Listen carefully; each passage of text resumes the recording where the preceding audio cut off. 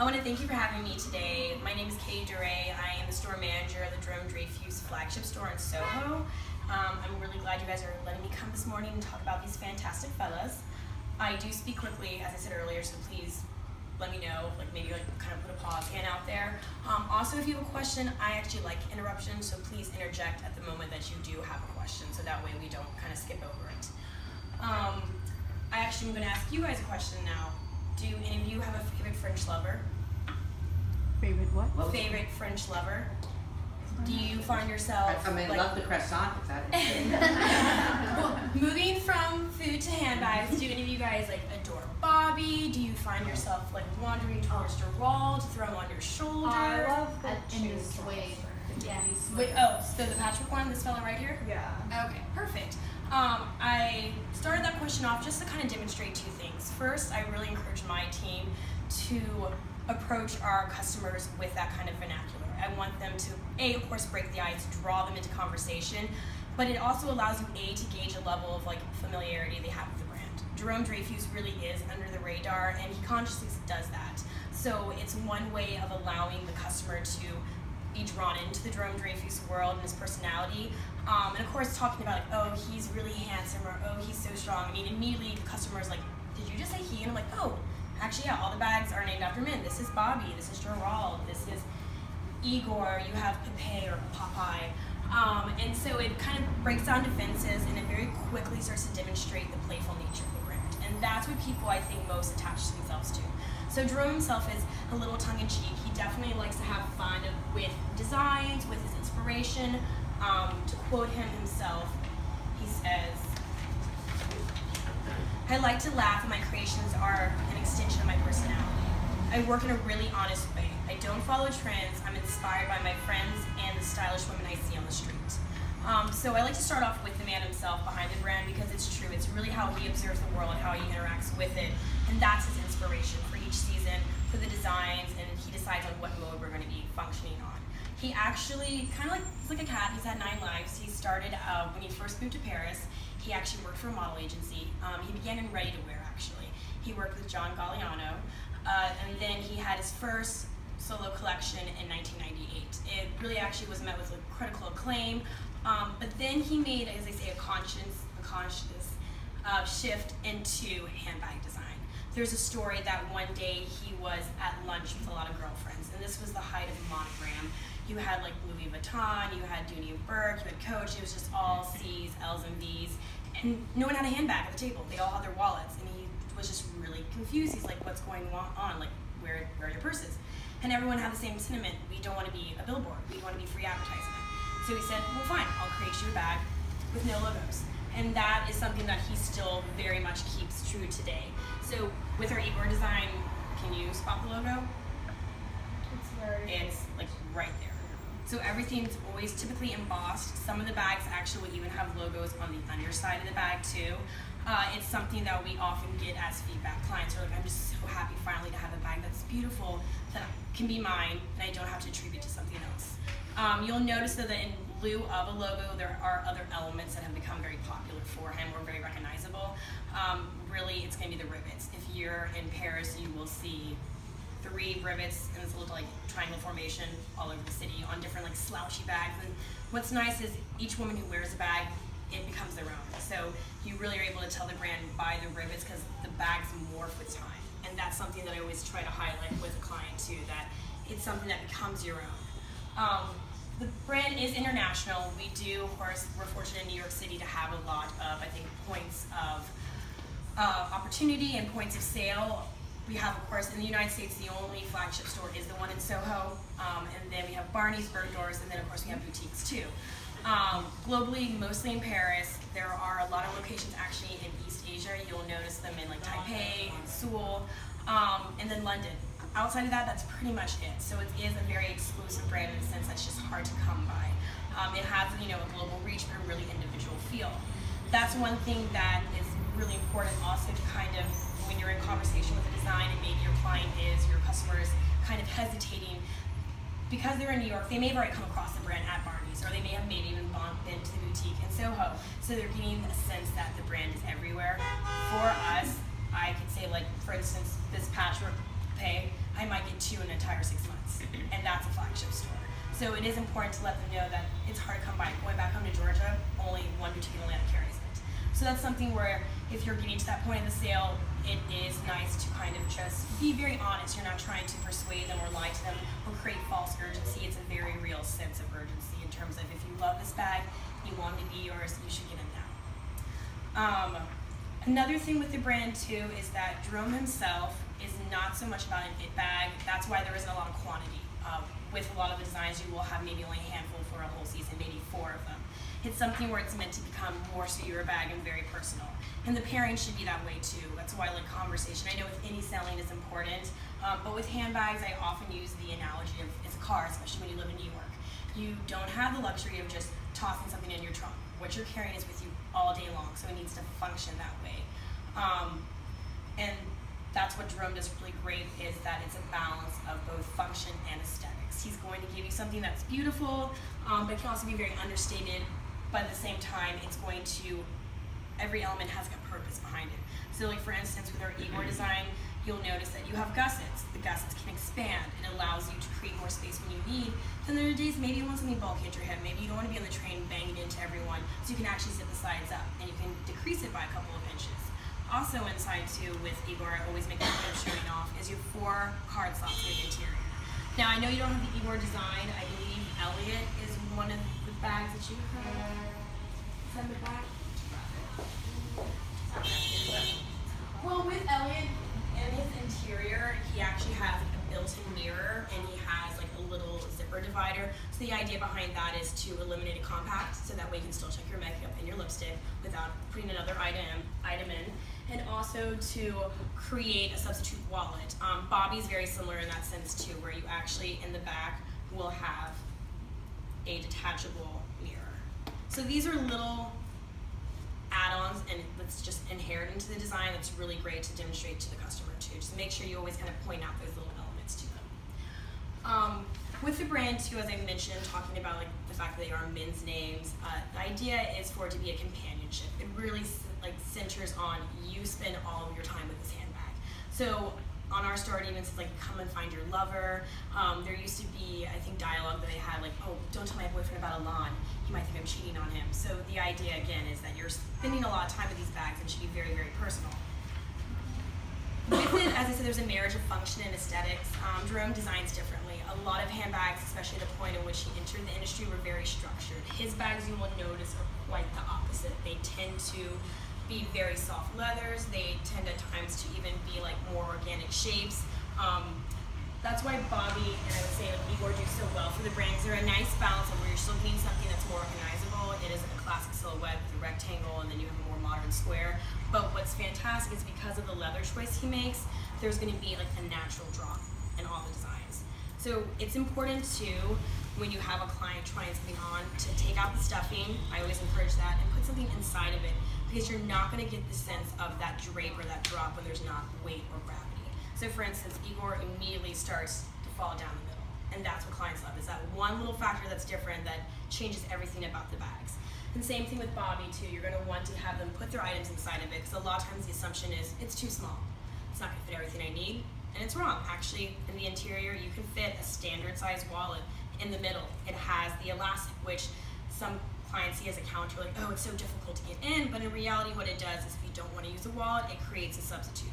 It's going to hold the items in, it's going to keep everything secure, but there's enough room for eyeglasses, which I know for me I need to have in my bag. Still allows you to carry makeup, all those go-to items, in actually a small silhouette. And that's why it's really important for the designs to kind of find out from your customer like key needs they have, because a lot of these gentlemen will have actually solutions to those problems. So just figuring that out will allow you to direct the conversation. Now, some signatures that I've already kind of alluded to, but I want to bring up again, of course, would be the rivet design. So you have the rivets for most of the handbags. It's going to be the really, as I say, kind of discreet logo, which actually is a needle in his name. Also, there is the flashlight. So people love the flashlight. It makes their world go round sometimes. With it, just know that a lot of them, if you don't prep it properly, it's going to have a piece of paper inside, and it will not turn on if you don't take the paper off. I don't know how many calls you've gotten from women from like Minnesota or California, like, flashlight's broken, and they're quite upset about it actually. But really what it is there's just this little piece of black paper, or white sometimes, and it just preserves the battery while it's in transit. Once you put it in, the flashlights should work, and then they're good to go. So just make sure you do that anytime like the client leaves and demonstrate it. Also on the other end, you're gonna have a key holder too. So these are just again, sometimes taken for granted. Most bags have key fobs. What's nice even with Jerome, again, taking it an extra step, this one is movable. It's not stationary where it's 3 inches long. You have to take your keys off still, open your door, put your keys back in. Oh no, I didn't click it right. Now it's somewhere else. Just shuffle it about. This allows it so that you can go straight into your door and right back into your place. Now if you drive, it's a little bit different, but we don't have to worry about cars here.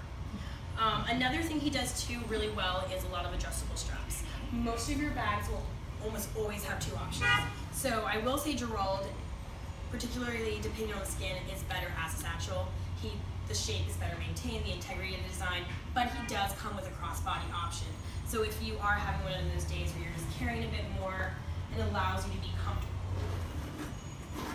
And a lot of the straps this season too are getting a bit wider. I believe Jerome still is a pretty medium width strap. They should. Okay. And yeah, you're gonna want them actually probably best to have them prepped open too, so that you can make that really easy transition while you're talking to the customer. Otherwise, for instance, with Igor, there's 4 points of adjustment. Bobby's probably one of the best examples. Just taking time to show them, a lot of women again will look at it and make assumptions that maybe it's only a shoulder bag. I will say that Bobby is intended to be a long shoulder. I'm 5'2", so for me it's a crossbody. You're gonna want to keep that open for your clients. You don't want to just X-nay that option, be no, only a shoulder, sorry. Just depending on really the proportions of your body, some women can wear it as a crossbody, but just know the majority, it's more suitable as just a long drop. What you can also do with the design too is make it a little bit more classic, maybe more of an evening option by shortening it. So all you have to do is undo the chain. You basically kind of feed it through, like it's a thread with a needle, and you're going to go through the ring and then up to the top ring that attaches to the shoulder pad. You'll do that on both sides, and that will allow you to create the shoulder length. Has anyone done this for their clients or knew this was an option? Okay. Yeah, so this is also just a really great way of showing that it's really fun to play around with the bags. If you spend time, you'll create your own ways of wearing them. We kind of did that at our boutique ourselves. We found a 3rd way, so this is the 2nd. And if you want to do something even a little bit more different, you can actually just feed it through, essentially cross it all the way over to the other ring, and do that on both sides. So you just feed it through the initial ring and then go over to the 2nd one, pull it all the way up, and it allows you to have almost like a satchel feel. Or if you wanted to do it a clutch, it creates like a natural bracelet. So it's more fun for when it's the weekends, you're not carrying as much, you want maybe to have a little bit more of an accent. Bobby and Al can do that. So, when you have downtime, definitely play around with the pieces. Pape's great too, even though he only has the 1 strap. The idea, of course, is long shoulder, short shoulder, and if you want to be more secure, you can actually even create a little closure there. Because then you'll have clients who oof, don't feel comfortable with the opening, even though there's natural tension. So you want to be able to have basically an answer to any excuse that they can think of, and Jerome really does allow you to kind of find those solutions for any problem. With it too, of course, a lot of the hardware, we just introduced silver again. For the past couple seasons, it's only been the gold, so that's something that maybe some of your Jerome Dreyfuss long-term clients may have mentioned, and something exciting to bring up to them. This is the first time we're doing this kind of brighter silver. And also, the hardware itself is meant to matte quite quickly. It's not meant to be necessarily shiny, so it's something where it's going to age really fast. So if you have a client who comes back later, maybe and he's concerned with the hardware, that's perfectly normal, that is natural. Another thing with the hardware, it's really lightweight, which is fantastic because again, we're going to fill our bags up with stuff. We don't want it already to weigh 10 pounds. Now, one thing you'll notice with the zipper designs, with the gussets, so for instance your Bobby, is there may be a little resistance. And, ooh, sorry, I need some water.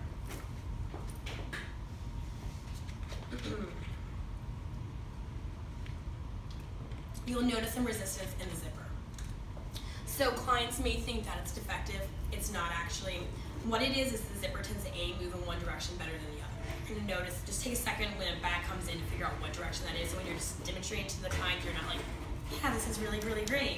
So this bag is going to move super moves in this direction. It tends to kind of be the opposite. This one would probably move better in the opposite direction. What happens is if it does get caught, the reason for that is because the leather is very soft and very lightweight. It doesn't create a lot of tension to pull a naturally straight track. So you can see how the track already is naturally rippled. As the bag ages, everything settles and softens into place like a good shoe, like denim too. So what's going to happen is that the track's going to become straighter and the zipper is going to slide a lot more smoothly. That will happen honestly probably in the first like 2 weeks or so of wear. So just like give your client peace of mind that it's not something that's persisting like a month, 2 months down the road, then maybe there is more of an issue, but just let them know that it just takes a little bit of time for it to get to its best state. Now for the leathers that we use, most commonly I would say for like standard designs would normally be goat skin, calf skin, and lamb skin. This season we actually saw a shift where calf skin used to kind of be, I would say, the most prolific, and now we're seeing more goat skin. I believe with Yoruba, you guys definitely actually have lamb skin, and you're gonna have the goat skin nubuck option with the chevron, and then of course you actually do, there's a buy for some limestone, right? Yeah. Which is the new skin that we actually just introduced, which is a deer skin. This bag, That's with all the nester. this bag, but in this color. Yeah, and Which you're is not really beautiful. and you're not going to have the medallions on the strap. It's a little bit more streamlined. With the skins, what's great about the lamb skin, which you guys do have in your noir options with the silver, is that it's like butter.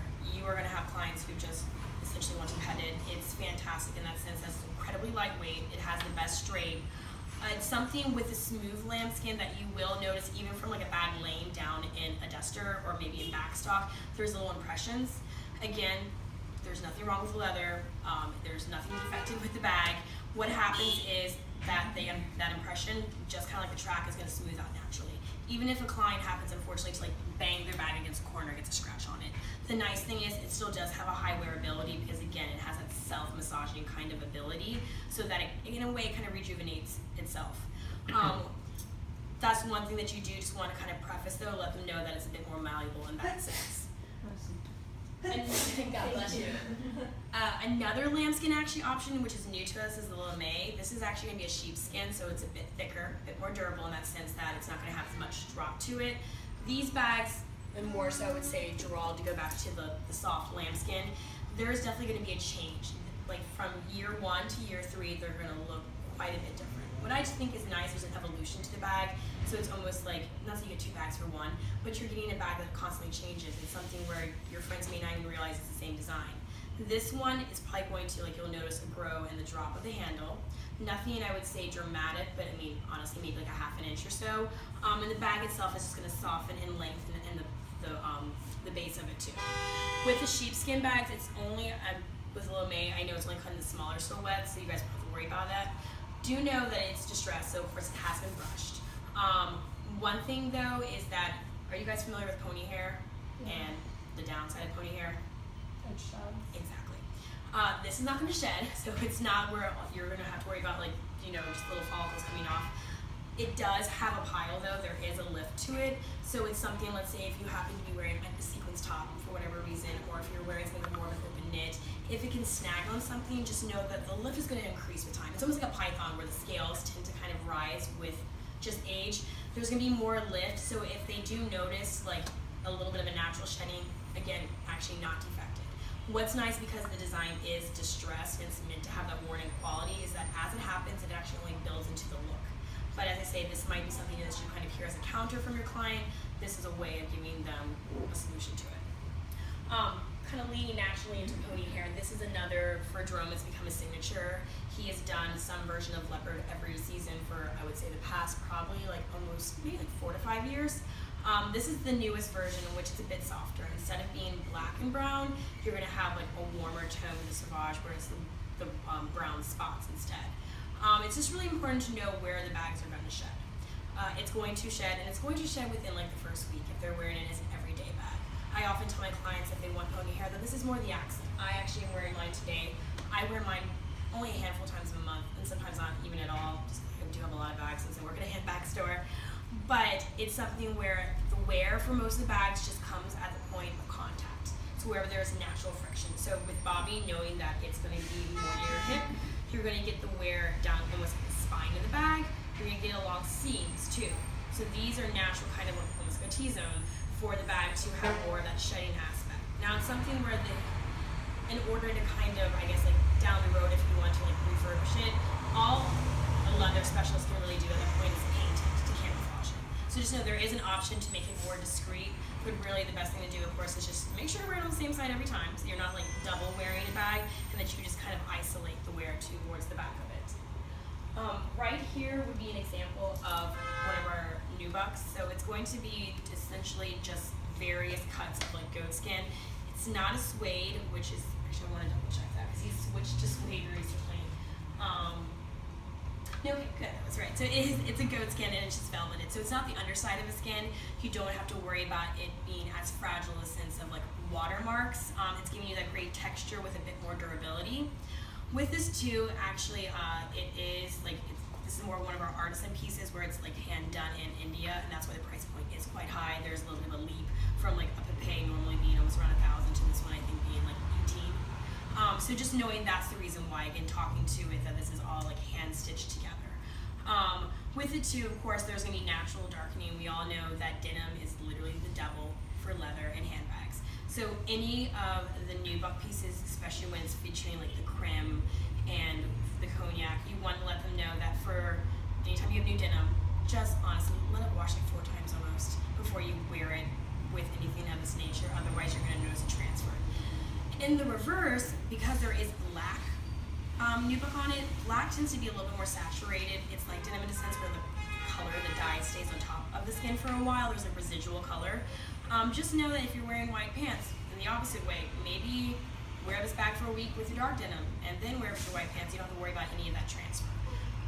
Just trying to, avoid any customer complaints. So let me ask you a question. If they Yeah. silicone the bag, would that prevent it from shedding all over there? If you Ready which to bag? wear? Silicone it with the spray. Oh, with the goat skin, nothing's ever gonna be a perfect. Nothing makes it impermeable. So no matter what, it helps. Of course, it's gonna help the dye kind of stay settled into the leather. But just know, if this is a bag again you're wearing every day, living in the city where we happen to have a lot more movement, there's gonna be some degree of transfer within that first week.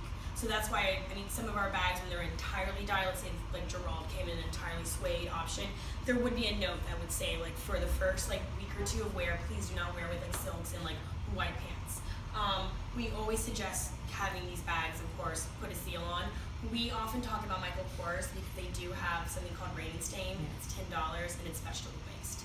So it's something where it's gentle towards the leather, especially with these being more lightweight, delicate skins. And what's nice too is, of course, you're communicating to the client that like you're looking out for the longevity and the life of the bag.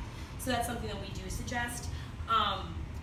A new skin for us this season is the deer skin. This is something that I was so happy to see finally introduced.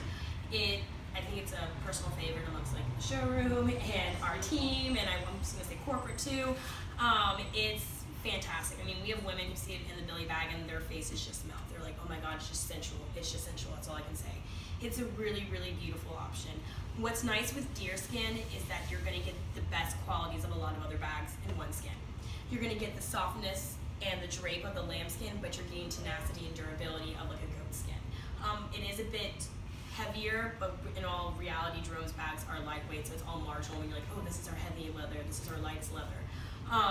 Particularly with the Winestone, what's really incredible too is that it's been distressed, so again, it's been brushed and kind of worn down, and then there's a waxing on it. So what that does is a great balance of everything. You're getting a little bit more of that rustic chicness that he's known for. Also, it means you don't have to be careful with the bag. You're not going to be pristine. If you want to, you can toss it on the floor. You can like toss it onto the subway seat. The waxing also creates a little bit more refinement. With the waxing too, it also creates more of a protectant. It's going to be a little bit of a barrier between the bag. Just know that there are some women who don't like sheen. Everything always mattes down. Any of the bags you see that might have a little bit more of like a shimmer to them, everything is always usually going to matte down a little bit more and just become a very subtle finish instead. Also, just to kind of talk towards the patchwork, this is another patchwork option. It is same story where it's like hand done in India, so if you have those questions. Most of the skins are going to be sourced in Italy actually this season, aside from, I believe, the suedes, which you guys don't have a buy-in, it's like a leopard print. So everything you can pretty much fairly say like it's from Italy, outside of both patchworks, which are going to be India. I think that covers the skin. Are there any questions in regards to wear? Yes. I have a question. I don't know if you're gonna go through it, but it's more like cleaning or upkeep. Like, Okay. do you suggest a certain like leather lotion or leather cleaner? Outside of like the rain stain as like that preventative, that first step, the proactive, a lot of the bags, I say they really do to kind of take care of themselves, but what I suggest more than anything is conditioning. Yeah. That's, I think, what is going to prolong the life of the bag and how good it looks for how long it will. We often say like every 3 months if you want to condition it. With each leather is going to be a little different. Most of them will be able to take like a balm or an oil, like an ointment. You'll be able to have that, buy it and then rub it in. I definitely always suggest going. We go to leather spas, so they're most familiar. I feel like most of the brands around here do. Perfect. Yeah, I know there's a couple great houses around here, but leather spa is most familiar with our skins, so they'll know what treatment is best. So if it's something where maybe a client has had a bag for maybe only 6 months or a couple years, and they want to just kind of refurbish it, we always suggest they go to them, and they'll know if they need to lift it, what they need to do, if they need to just add an ointment. But I always emphasize conditioning more than anything. That's going to make an even wear. So yeah, for your lambskins, for instance, yes, you can put a spray on it. It's really not necessary, especially because you guys are having a black bag and it's already soft skin.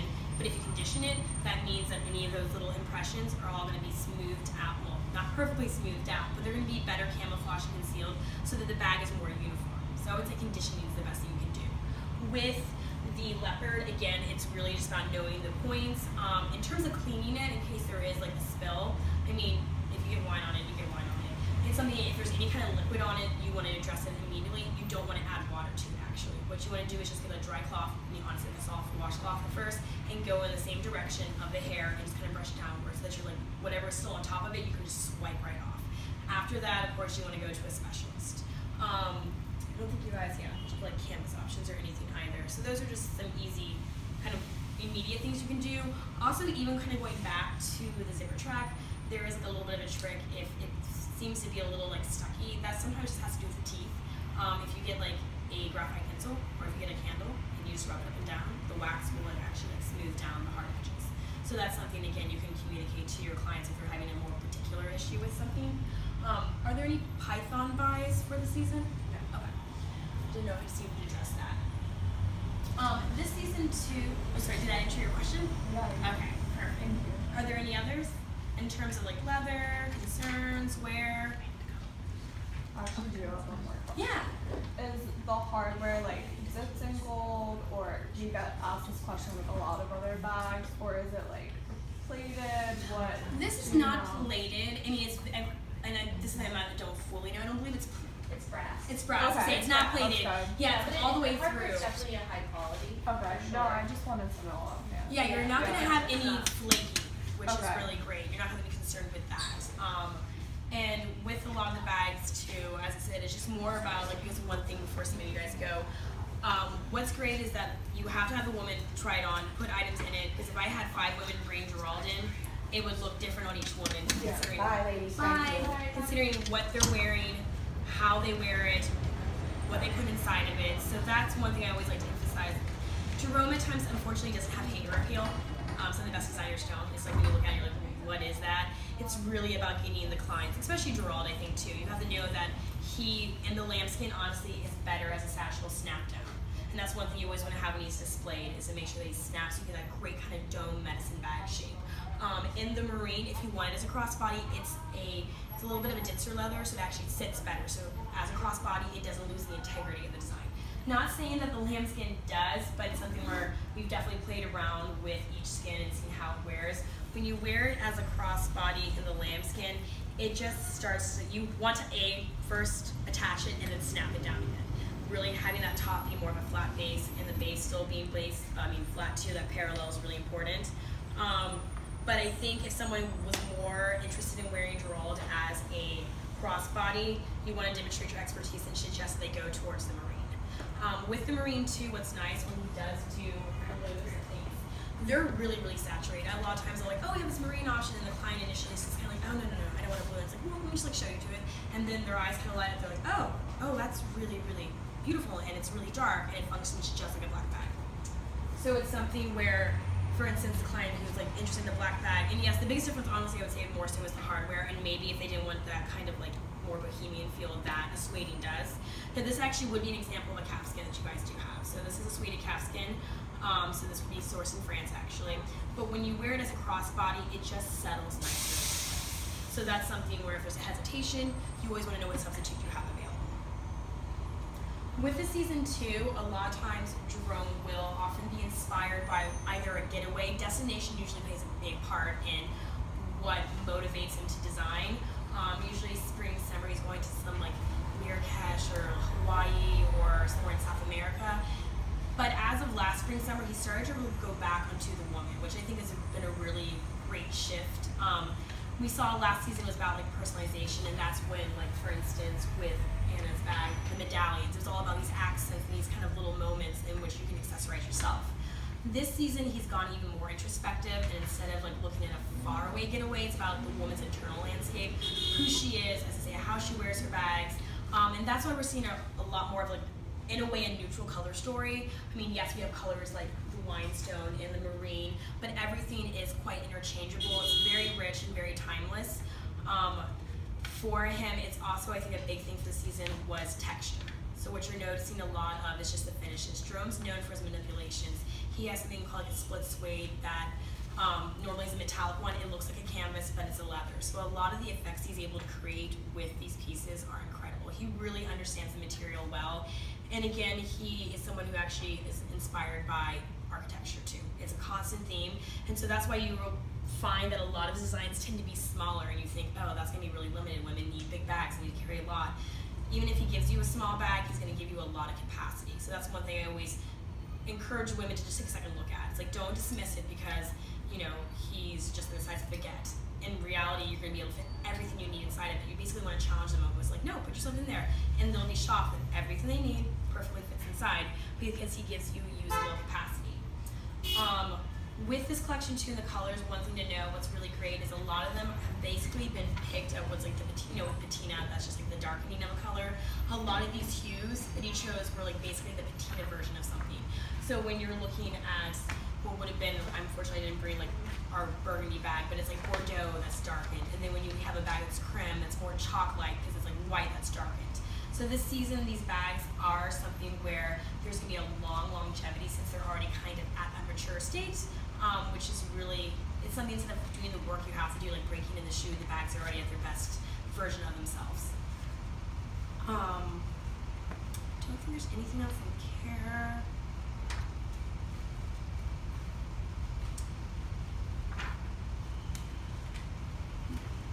I feel like, I mean, other than to mention that like, with a lot of the bags this season too, there is always a 70s inspiration, so that's one thing that Jerome has across the board. There's always more of a vintage aspect. I liked one line where he talked about a lot of the leathers are supposed to be reminiscent of that perfectly worn leather jacket that's like coveted by all your friends. That's why you'll have a kind of collapsible nature towards a lot of them.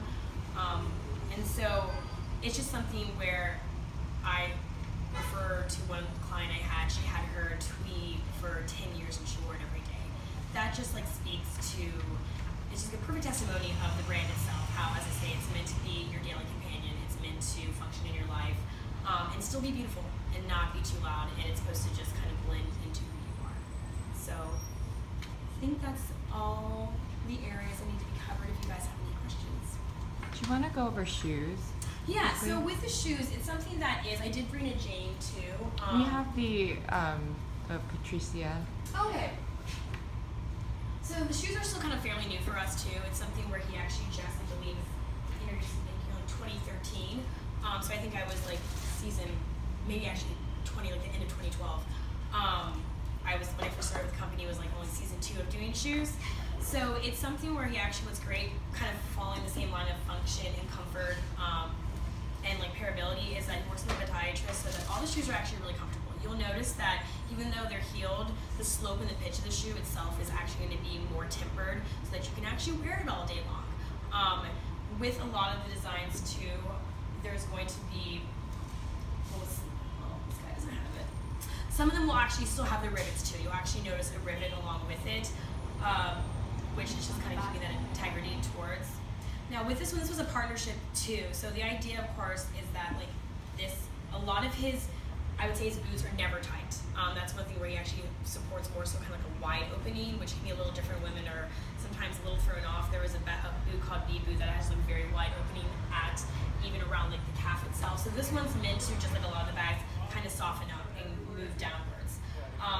With the Patricia, this is a really great style in terms of that you do actually like what is a rounded heel, the fact that it is curved and stacked, and just the simplicity of it. These are going to be able to go with like dresses to pants. We actually had one woman buy a burgundy pair to wear to her daughter's wedding as part of her Mother of the Bride outfit.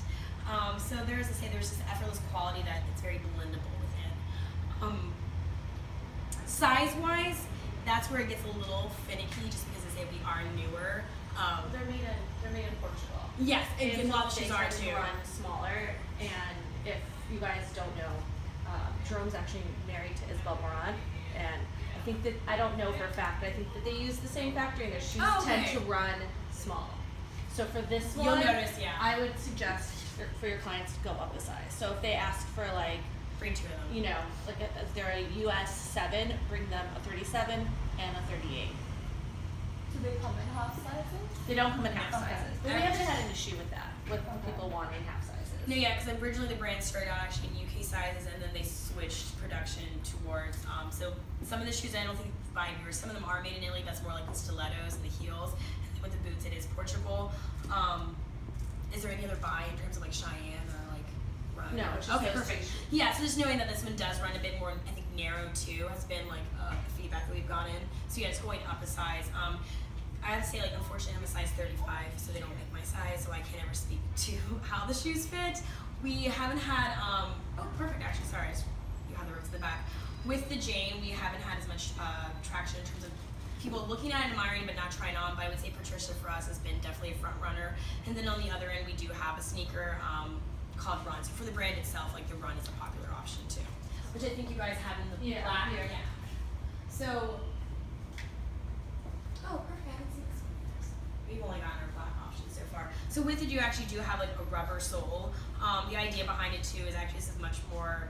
When this shoe was launched, it was kind of like an 80s street inspiration. So that's where you're getting kind of the wider Velcro. You're getting like the low top instead, and you're getting that kind of more, I would say, basic rubber sole. With the shoe, it does, I wouldn't say runs pretty true to size. I mean, there have been times where, because there's a more limited run, we've actually even had men come in and want the shoes. Technically, they do come in mid options, but it's something where like a little trick sometimes is even playing around with the sole. You can remove the sole to make it more comfortable.